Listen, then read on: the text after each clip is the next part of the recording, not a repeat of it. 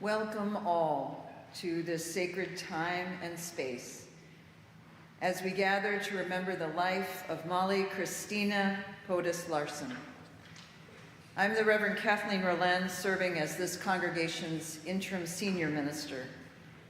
And on behalf of Molly's family and friends and members of Unity Church, I welcome you to this sanctuary where sorrow and joy, memory and hope join in the memory of Molly's life. In our faith tradition, the Unitarian Universalist faith tradition, we do not have one central belief about what happens after we die. So our service today is not focused on reflections of the afterlife, but rather on this one life, this one precious life, who was born, who lived, and who now lives not in body, but in spirit. Our services reflect lessons learned from each life, knowing that each one of us leaves behind a legacy from which we all can draw wisdom and inspiration. And in keeping with our Unitarian Universalist tradition, we kindle a flame in this chalice to mark the time, to remember the milestones in our lives when a child is born or adopted, when a marriage is celebrated, when we gather for worship, and when a life is ended. So we light this chalice that transforms wax into pure light and warmth to remind us of our own living, transforming the stuff of this world into the love and activity of our living.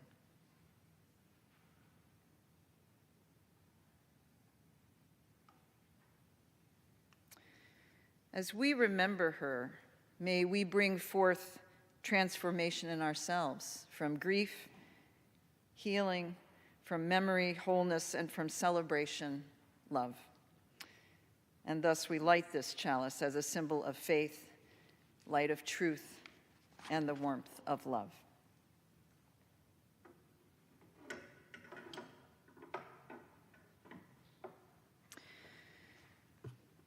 We come together in community to acknowledge our individual and collective grief, to share what has gone from our lives because Molly has died, and what is in our lives because she has lived. So a few words about grief. Grief comes in its own time and its own way to each of us. Sometimes grief's presence is not felt. We recall the loved ones with fondness and a smile, and we go about our daily lives. And other times, a song, a story, an image, a memory will flood our minds, and we are awash with grief. So how do you contend? How do we contend with these strange feelings? Feel them. Do not hold back your tears if they come. They are the rain of your friendship, the salt of your love. Do not hold back your smiles or laughter if they too come, for they are expression of the joys of those memories which are entwined in your own life. Before the wonder of living and dying, we are humbled. And amid our sorrow and grief, we feel a sacred connection. Out of our memories and our affection flows thanksgiving. So in this gathering, and in compassion and love for one another, healing begins. This service is about remembering the person who Molly was and will continue to be in our memory. And so we offer you this reading and invite your response, called We Remember Them, and invite you to rise as in body and or spirit.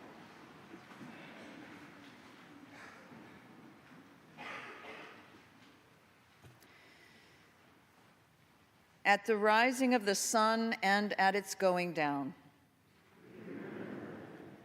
at the blowing of the wind and in the chill of winter,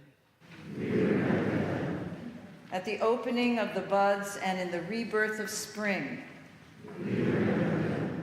at at the blueness of the skies and in the warmth of summer, at the rustling of the leaves and in the beauty of autumn, at the beginning of the year and when it ends, when we are lost and sick at heart, when we have joy we crave to share, when we have decisions that are difficult to make. As long as we live, they too will live, for they are now a part of us, and we remember them. Please be seated.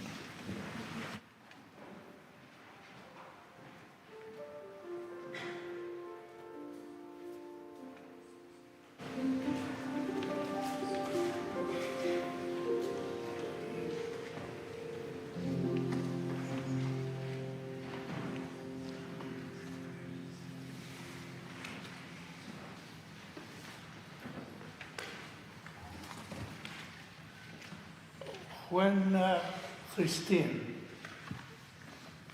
called us to inform us that Mali had embarked on the long journey, she asked me if I would read a poem which was particularly meaningful both to Mali and to Christine, and by extension to the whole family. And of course, I consider it an honor that I was asked to do that. Because in some way or other, my wife and I have gotten to know the Larson family for 6 decades, ever since we came to Minnesota in the early 60s. And we believe we count them as part of our extended family. When Christine called me, I said to her, in addition to reading the poem, could I possibly say a few words by way of introduction, both to the poem and an afterword? She was kind enough to tell me yes, but she also told me, make it brief. And she was right in warning professors who like to talk for at least 50 minutes. But I do want to say a few words, because Christine and her daughter Mali, but now we are talking about Mali. Mali was a fellow traveler of mine and a fellow learner, and I value that a great deal. We learned together. Earlier, I had the pleasure of learning together with her mother when she was my student. But what really fascinated me and my wife as we were reading the communications on Caring Bridge was the tenacity that Mali had for life and the tenacity she had for learning. And learning is probably the most creative and the most engaging act that all of us can participate in, because it is both healing, it is also very humbling. It reminds us, in the final analysis, of our vulnerabilities and of our diminishments. What I would like to say before I read the poem is that in the final analysis, life is but a minute. Life is only a moment. And because Mali was very fond of literature, I would like to remind all of us, as Boris Pasternak said in Dr. Zhivago, the poetry, not the novel. Pasternak said, life is only a moment. And since it is only a moment, it should be the blending of ourselves into the selves of others, as if bestowing a gift.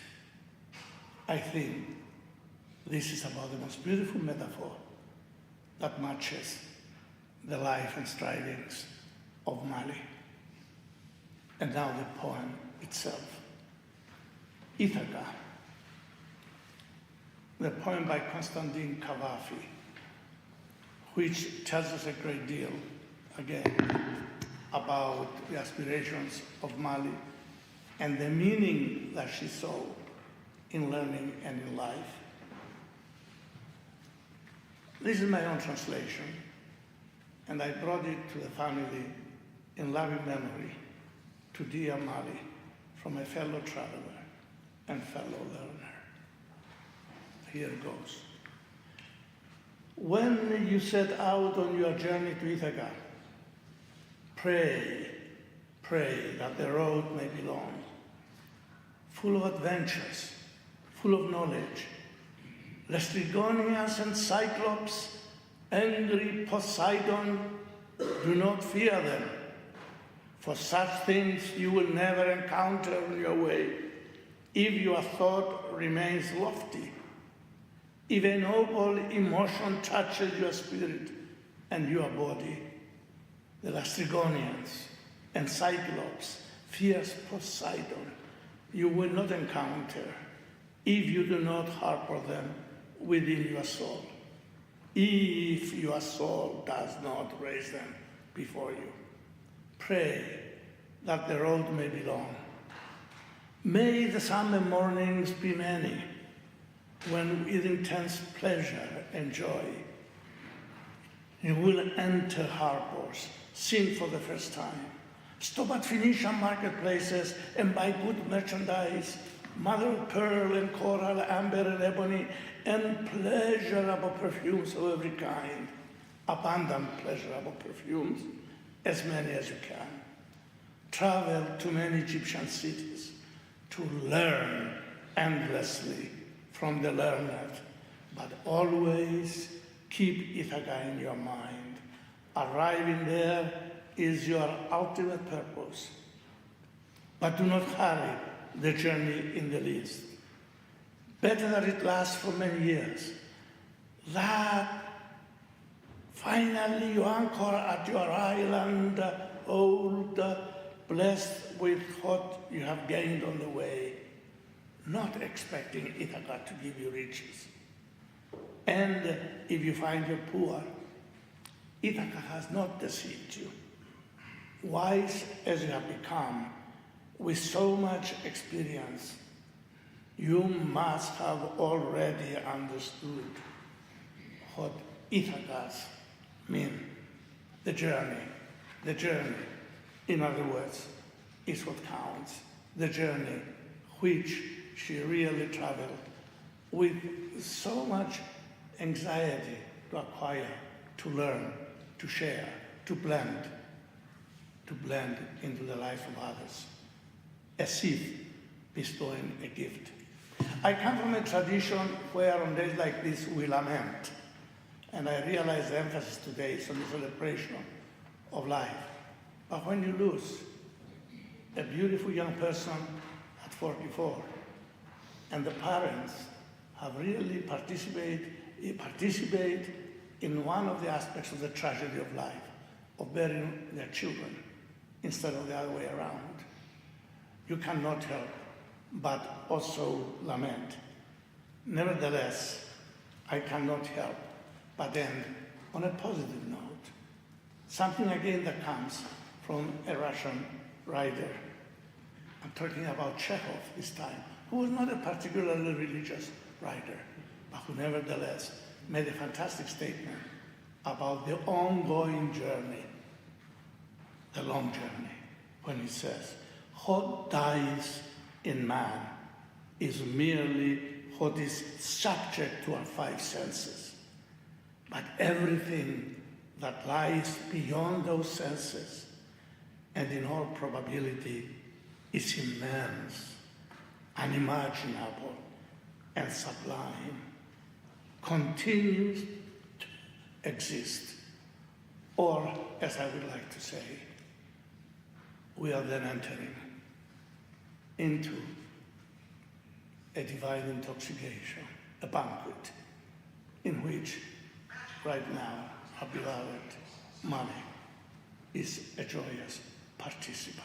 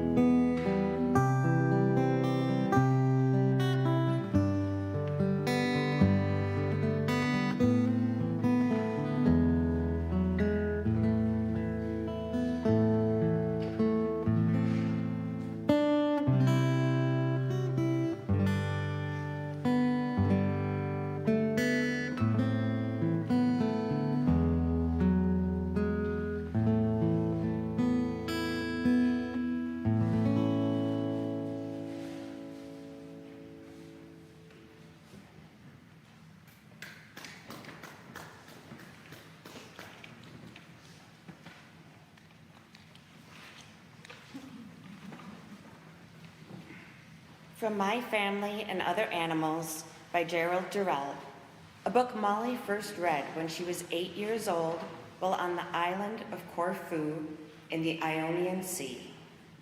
She loved it so that she read it over and over for the next 36 years. When she was ill, she loved to have it read to her, and this is the passage that always caught her heart. She believed in spirit animals, and the dolphin was hers. The phosphorescence was particularly good that night. By plunging your hand into the water and dragging it along, you could draw a wide golden green ribbon of cold fire across the sea. And when you dived as you hit the surface, it seemed as though you had plunged into a frosty furnace of glinting light. When we were tired, we waded out of the sea. Then, as if by arrangement, a few fireflies appeared in the olives behind us, a sort of overture to the show. First, they were just 2 or 3 green specks, sliding smoothly through the trees, winking regularly. But gradually, more and more appeared, until parts of the olive grove were lit with a green glow. Never had we seen so many fireflies congregated in one spot. They flickered through the trees in swarms. Glittering streams of them flew out over the bay, swirling over the water, and then, right on cue, the dolphins appeared, swimming in line into the bay, rocking rhythmically through the water, their backs as if painted with phosphorus. In the center of the bay, they swam round, diving and rolling, occasionally leaping high in the air and falling back into a conflagration of light. With the fireflies above and the illuminated dolphins below, it was a fantastic sight. We could even see the luminous trails beneath the surface, where the dolphins swam in fiery patterns across the sandy bottom, and when they leapt high in the air, the drops of emerald glowing water flicked from them, and you could not tell if it was phosphorescence or fireflies you were looking at. For an hour we watched this pageant, and then slowly the fireflies drifted back inland and farther down the coast. Then the dolphins lined up and sped out to sea, leaving a flaming path behind them that flickered and glowed and then died slowly, like a glowing branch laid across the bay.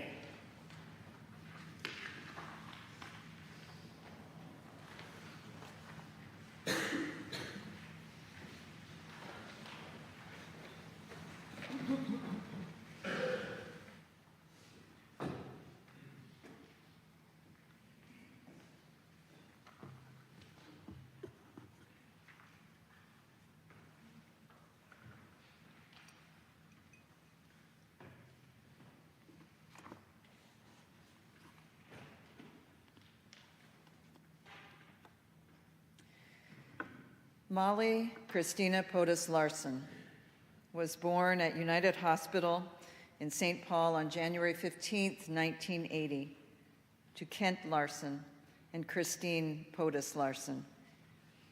She was the younger sister to Linnea Bowens Larson. Molly attended Montessori school from age 4 through 10, first at the College of St. Catherine and then at her beloved Children's Center Montessori, both in St. Paul. And in 5th grade, she enrolled at the Visitation School and stayed there through high school. She loved Montessori from the time she was 4 years old and carried that forward in her aspiration to be a Montessori teacher, a guide to young children. She pursued that through the Montessori Center of Minnesota, and for a time she also served as assistant to the development director there. Those were very happy times. Molly spent her freshman year at Kenyon College in Ohio and then transferred to the University of Minnesota for the rest of her college education. From childhood, she was smitten with mythology and studied it throughout her life. She was a classics major, and her senior thesis was on navigating the afterlife, a study of the vital role remembrance played in negotiating death in ancient Egypt. Molly was a person of many passions and interests and loves. She enjoyed traveling and exploring new cultures. She traveled to Greece and Cyprus with a small group of fellow university students led by Professor Theophanos Stavro. And one of his greatest memories is that of Molly at the Paphos beach in Cyprus, where she emulated Venus emerging from the foam and coming to shore on a scallop shell. Molly chose to learn Italian in high school, which was not offered at Visitation, so she spent 2 summers in Siena, Italy at the Dante Alighieri Language School and fell in love with Italy. In addition to her love of travel, she loved to swim, but not in pools, in lakes. And she loved to sing. She had a beautiful voice, and singing with her sister and her mother in school chorus and high school musicals. Molly was multi-talented. She loved theater, and she was a truly gifted writer, having worked on a novel for several years. And her favorite form of writing was the letter, and those who knew her have treasured her beautifully crafted and expressive gifts in her distinctive and artful hand. Traveling, swimming, writing, singing, these were but a few of Molly's interests. She was also a voracious reader. Hundreds and hundreds of books bear evidence of her probing and her erudite marginalia, pondering on style and meaning, asking questions, defining new words. She loved to hear favorite books read and reread to her, as you just heard. A Tale of Two Cities, Anna Karenina, the Iliad, the Odyssey, My Family and Other Animals, The Wind in the Willows, and most recently, The Soul of an Octopus. But wait, there's more. There's always more. There's more to Molly than writing, traveling, swimming, reading. She loved cooking. Her specialty, spanakopita. She served as a caterer for Lund's Byerly's Simple to Grand, for countless family events, and for the annual Minneapolis Guitar Quartet home concerts. She fed the masses at Public Art St. Paul's fundraisers. She was the volunteer coordinator for artist C2 Jones' epic community meal in 2014, wrangling 200 volunteers to serve a meal for 2,000 people along a half-a-mile table set in the middle of Victoria Street. It was, for Molly, one of the greatest days of her life. Molly was deeply loved by so many. She was beloved of her grandparents. After her grandma Nancy Potus lost her dear grandpa Billy in 1998, Molly became her companion, and together they went hither and yon on road trips to Montana, northern Minnesota, to concerts, to plays, and all sorts of adventures. And for 2 years, she lived with Nancy and lovingly cared for her in her condo, allowing Nancy to stay home until shortly before she died at age 93 and a half. And of course, there's a sister, her sister, a very special bond that exists between sisters. And Molly and her sister Linnea were no exception. And Linnea asked me to read this reflection about her sister Molly. She starts, Molly, AKA my person, my best friend, my heart, and my soul. Someone once asked me to describe my sister Molly using just one word. Almost immediately, a word came to mind, and that word was interested. Not interesting, but interested. Upon hearing that word, I remember Moll looking at me with a slightly perplexed expression on her face. I think she was expecting a word that was a bit more romantic, poetic, or emotionally laden. So I went on to explain what I meant. I said, I believe that being called interested is one of the highest compliments a person can receive.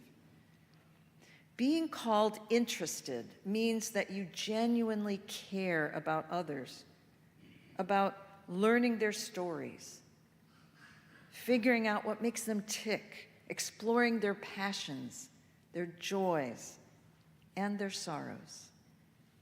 This genuine interest is what draws people to you and makes them fall in love with you.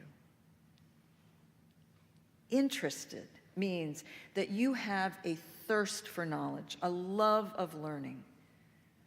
Since you were born, you have been genuinely interested in every aspect of life. It is through this gift that you amassed an incredible amount of knowledge about history and literature, politics, art, music, writing, and more. It is through this gift that you have made people feel truly seen and heard and understood, and help them to know that their lives matter. Even when you were in excruciating pain or struggling with intense nausea, you still addressed those caring for you by name and asked how they were. You listen to their experiences with rapt attention and engage them in dialogue. I believe that your legacy lives in the fact that every person you encountered in your much too brief life will never forget how important and loved you made them feel, simply because you were truly interested. End quote. It is difficult to understand how a person with so much talent, so much love, so much beauty, so much life still waiting to be lived can no longer be with us. She was young, just 44 years old. A part of us asks, how can this be? Beginning in her mid-teens, Molly was stricken with an eating disorder which plagued her throughout the rest of her life. By the time she was 40, her illness became very serious. By 2015, she was diagnosed with both chronic and acute pancreatitis, a devastating illness brought on by excessive alcohol use and a negative reaction to the medication she was taking for building bone density, all of which left her acutely ill and nauseous. Earlier this year, she suffered heart failure and was diagnosed with pulmonary hypertension. She fought hard to recover from these illnesses, but after many years of profound suffering, her body finally gave out. Her death left a huge hole in so many lives, as witnessed by the tremendous outpouring of love and grief from family and friends of a lifetime, from hospital doctors, nurses, and staff, from people she met through shared interests in walks and lake walking and puppy love. She considers herself spiritual and profoundly in sync with the harmony of the universe. As human beings, we can't say with certainty what happens after we die.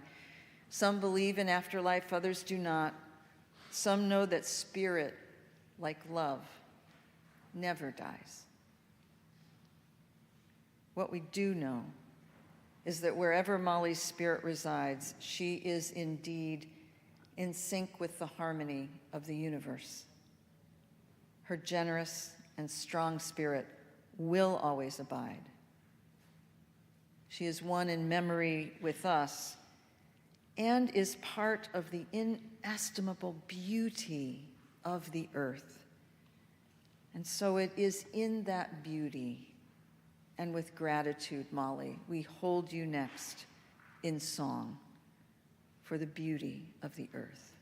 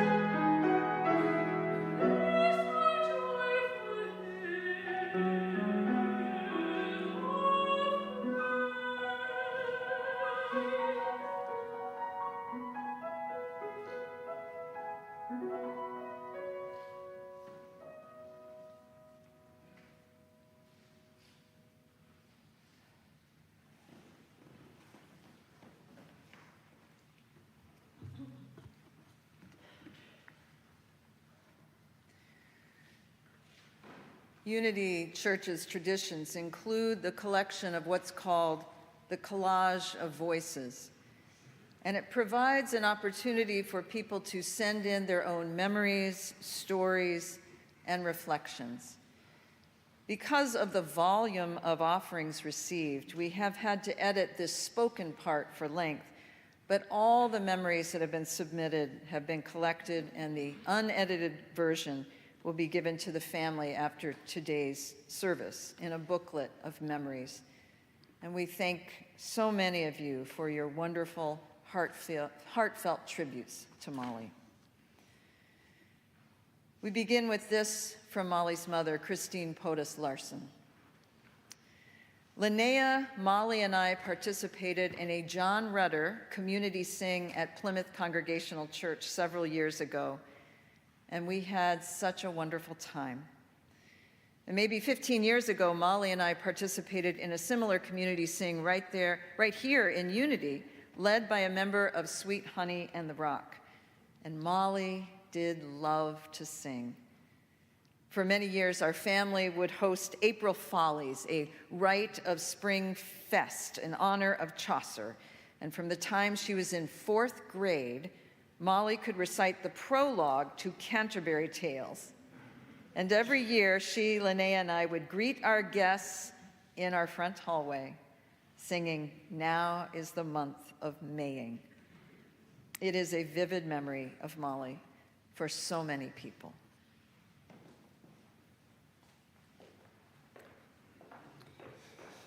This remembrance is from Molly's father, Kent Larson. My beautiful daughter, Molly Dolly, one of the least silly nicknames that I had for her, had so many wonderful qualities that it's difficult to focus on just one. A quality that stands out, however, was her keen and genuine interest in other people. She would often come to dinner gatherings prepared with a question to pose to those at the table, a question carefully crafted to elicit thoughtful responses and start a lively conversation about topics from micro scale to the big picture. Naturally, she always had plenty to contribute, but loved to tee up a question and follow all the twists and turns of the conversation. Everyone ended up learning something and gaining insights, not only into the others at the table, but often into themselves as well. This held true to the very end, and I'll never forget the animated conversation filled with great thoughts, love, and laughs we had at our small family dinner table on one of the last days of her life. This same interest in others applied to her interaction with the myriad of Lyft drivers who transported her and her emotional support dog Maisie to and from the University of Minnesota for her daily infusions. Typically, by the end of the ride, she had made a friend and learned the driver's complete backstory. Not only all the uncommon to hear at the end of a lively conversation when she emerged from the car at the end of the ride, I'm pretty sure that many of the drivers would have given her a rider rating of 5 if it had only been possible.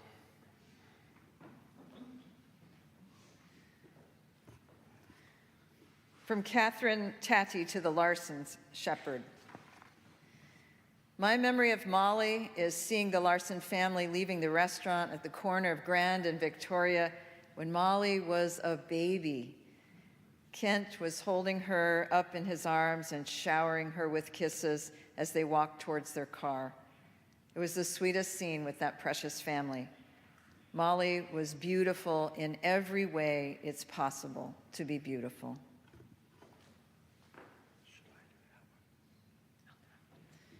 And Chris Acosta. We were lucky as a family to have spent so much time with her over the years. She was so thoughtful and loving, always doing such creative and interesting things for others that brought wonder and joy into lives in ways both grand and small. Molly will always be in our hearts and memories. And this is from Peter Kramer and Ms. Bonnie Kramer. Sweet Molly, my every encounter with you began with your special greeting just for me, delivered in the shape of a love poem. I can still hear you singing, all we need is love, and a Swiss Army knife, and a sense of place, and maybe a kite. And this from Jean Larson. Molly and I had fun meeting with and conversing at Bread and Chocolate whenever we could mesh our morning schedules. We could chat about daily life, world happenings, struggles, projects, plans, typically over coffee and croissants with jam. I was amazed at Molly's strength and positivity, even as her fragile self would head off after our coffee date to her regular infusions. In spite of so many limitations in her life, she would tell me how much she enjoyed what she had. I am very fortunate to have many lovely reminders of my sweet niece, Molly Dolly, that I will see, touch, and wear every day. And this is from Richard Buzz Strong. My wife and I first met Molly when she would stay with her parents at their home on Lake Phelan. Our part-time neighbor soon became a friend. Maisie came along and quickly became an inseparable companion to Molly and another integral part of our neighborhood. I would frequently see Molly and Maisie on the lake path. When I go to the lake now, or when I see Maisie romping in the yard, I really do sense the presence of Molly's spirit. Molly was gentle, tough, sensitive, and strong, a very, very good person, and a person we will all miss. For Molly O'Shaughnessy. As I thought about Molly, which always makes me smile, I looked back on her resume. She applied to work at the Montessori Center of Minnesota in the advancement department, and her stated profile is exactly how I experienced her. Diligent and enthusiastic team player with superior interpersonal skills. Exhibits some perfectionist tendencies, but always with a sense of humor. Curious, endlessly curious and willing to learn. Able to lead and remain calm in demanding, stressful circumstances. Molly was all of the above and much more. Everyone felt uplifted in her presence. Her charm, tender caring for others, and deep love of Montessori philosophy were profound.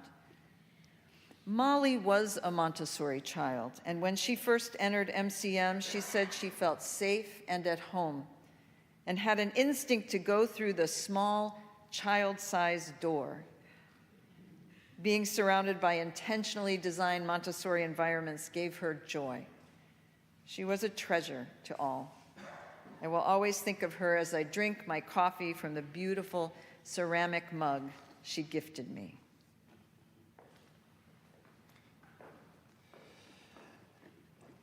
And this is from Paul Abscala Larson. While I couldn't have known all that existed inside of Molly, I do know that all she ever put out towards me was genuine love, generosity, and a desire to truly listen to what I had to say. Molly clearly possessed grit and strength that anyone would be lucky to have, as well as an interest and tendency towards the wholesome side of our world that seemed to shine a light onto her surroundings. Anytime that it came to Molly's attention that something was amiss, that something around her was bothered in any way, the purity of her concern was remarkable, and it lives vividly in my memory. I love you, Molly, and may you rest in peace. And from Jose Abascal. In all the memories I have of Molly, I see her enthusiastic, full of intensity, and with a positive attitude. At family gatherings, there was always a moment when Molly would approach me from the right. I didn't feel her approaching, only suddenly I felt a hand on my shoulder and her voice saying, "Hi, Jose." She would tap me on the shoulder and start a conversation by gently sliding her hand along my arm a couple of times. Touching me on the shoulder and sliding her hand down my arm was her greeting as one greets each other by shaking hands. She was always enthusiastic, full of intensity, positive attitude. At upcoming family gatherings, I'm going to miss those brief and enriching conversations over my right shoulder with Molly. And this remembrance is from James Jardine. I first met Molly shortly after she was born. She was beautiful then and remained so for all of her too short life. As she grew, her beauty became as much as who she was as how she appeared. Through her long and painful illness, Molly also always retained her natural sweetness, brilliance, concern for others, and genuine interest in their lives. Our son Christopher said, Molly's lifelong care for and kindness to others is an inspiration that it's always the right time to do something lovely for someone. And this is only part of Molly's extraordinary legacy.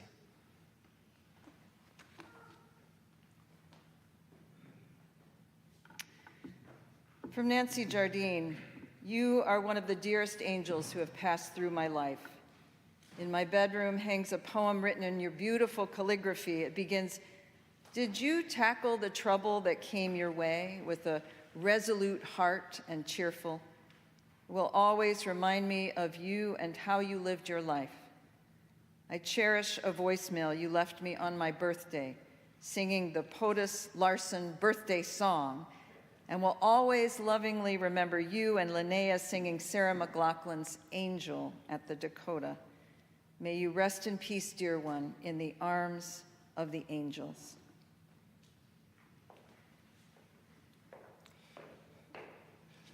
Wendy Short Hayes had this to offer about Molly. Molly shared her talents through our theater and music department with such grace. Her generous spirit touched us all, and her wonderful sense of humor gave us countless moments of joy.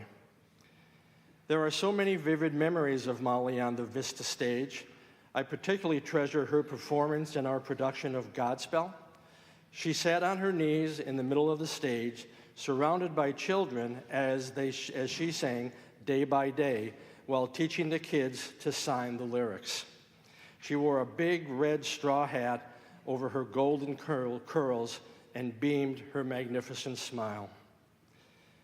But there was also a spicy side to Molly, as was evident in her powerful performance as a jet girl in West Side Story. I remember when we choreographed the number Cool. We all decided that Bernstein's score was too difficult to count, so we learned to sing the dance break. She was able to roll, twist, turn, and delivered the angst-filled movements with gusto, bringing such power to the stage. She was an artist to the core, creative, kind, generous, and fun. Thank you, Molly, for sharing your gifts with all of us.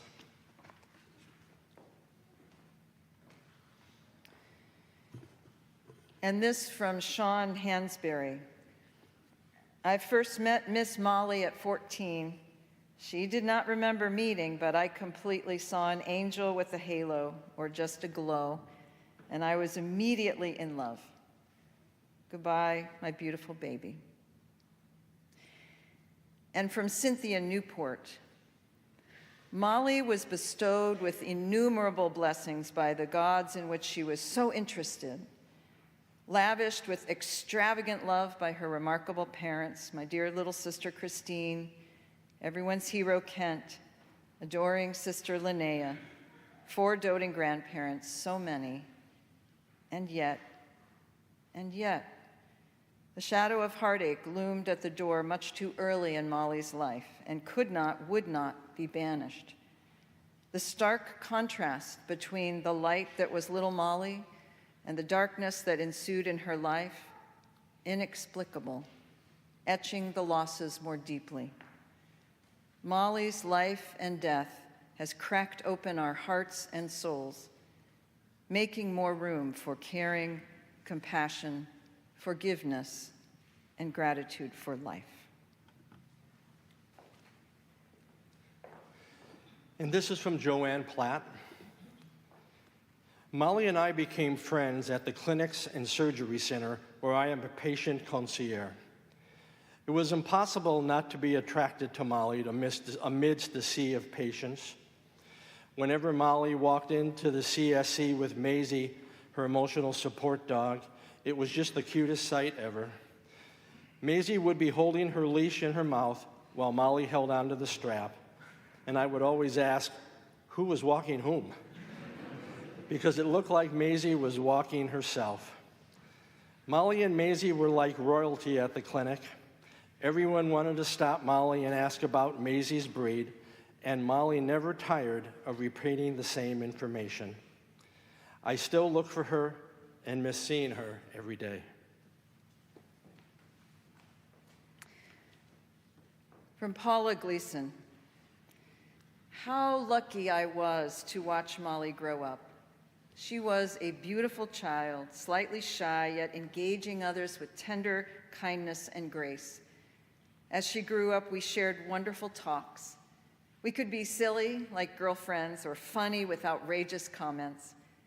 Molly could have been a diplomat. She didn't judge. She listened with thoughtfulness and responded with intelligence and sincerity. We will forever miss her sky blue eyes and enchantingly delicate face. She loved deeply, finding something good in everyone. It's very hard to say goodbye to someone who gave me so much to remember. And this from Jennifer Thompson. Molly was loving and caring and a fantastic cook. For the past 20 years, every time I hear the word spanakopia, I would replay it in my head, and Molly's voice with her perfect pronunciation and accent, spanakopita, and she made fabulous spanakopita. Molly went out of her way to help me introduce my boyfriend, who's now my husband, Dean, to the Minnesota Relies. When this California neighbor came to Midwest for the first time in January, Molly helped ensure that Dean had a great visit. At our wedding, Molly was a bell ringer. Dean and I both remember her angelic presence and warm smile. Sue Hamilton wrote this: "I will miss our discussions during her appointments about life, music, books, and television and movie shows. It is important to keep a professional relationship with our patients, but we are also human, and anyone who has spent any time with Molly would know how wonderful she was. Molly taught me many skills about being compassionate and understanding that all people do not fit in a box. It was an honor taking care of Molly, and I think of her often." Caroline Hall wished to share this with you. I moved away from Minnesota a few decades back and never got to see Molly as an adult. What I remember most was the years of afternoons at Christine's parents' swimming pool. Molly and Linnea had pink swimsuits and blonde ringlets and were adorable and as joyful as two little girls can possibly be. My boys liked making macho splashes, and the girls matched their splashes. That's what I remember most about Molly, watching her jumping in the pool with her sister, squealing with delight. That's the way I will always remember her. From Katie Lippert: "As far as my memories exist, Molly is always there. Our childhood was filled with climbing trees, marathon sleepovers, sharing our imagination, and dreaming of our future. As we grew older and distance crept in, sometimes years stretched between phone calls and coffee chats, but I do not believe we ever grew apart.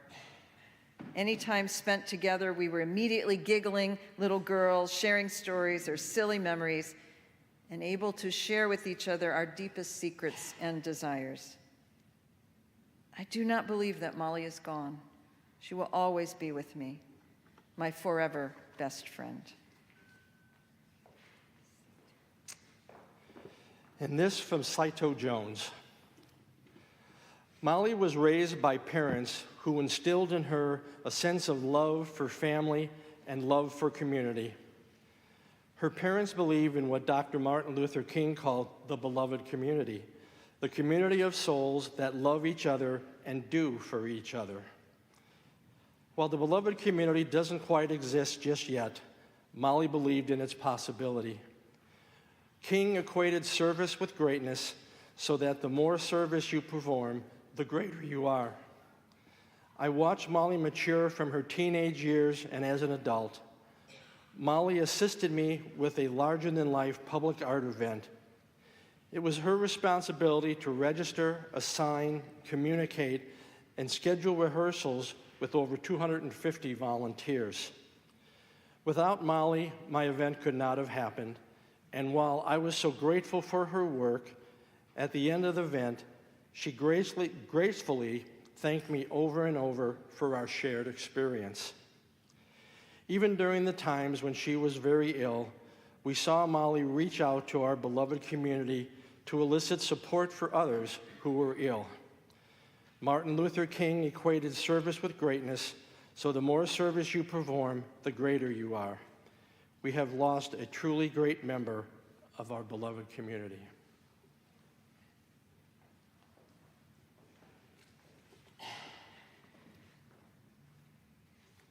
Again, with deep gratitude for all the submissions for this collage of voices.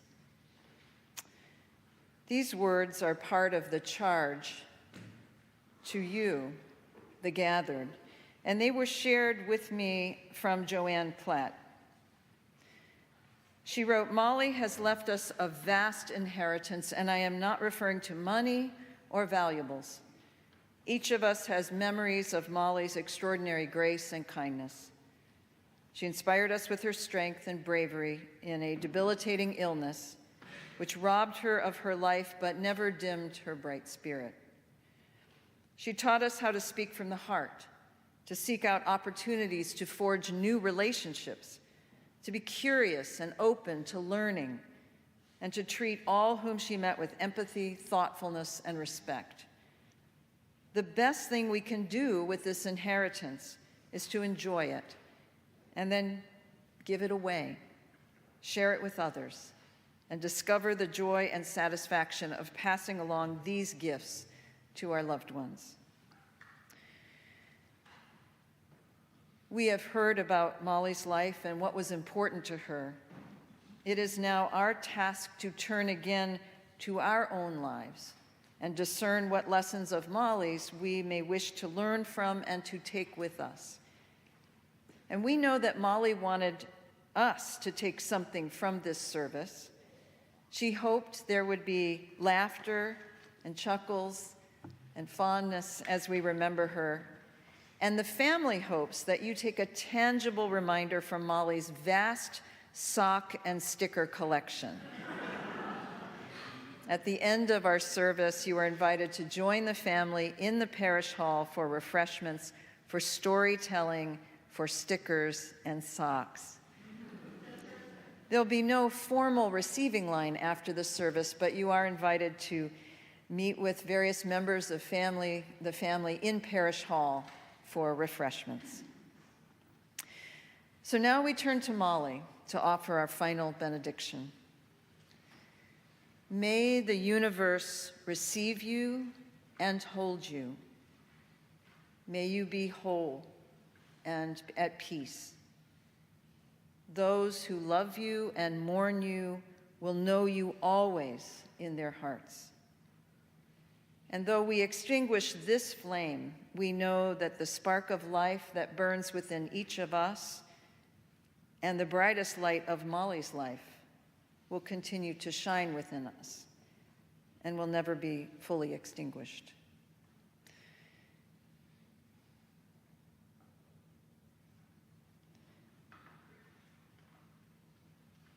In the spirit of love we gathered, in the spirit of love we shall depart.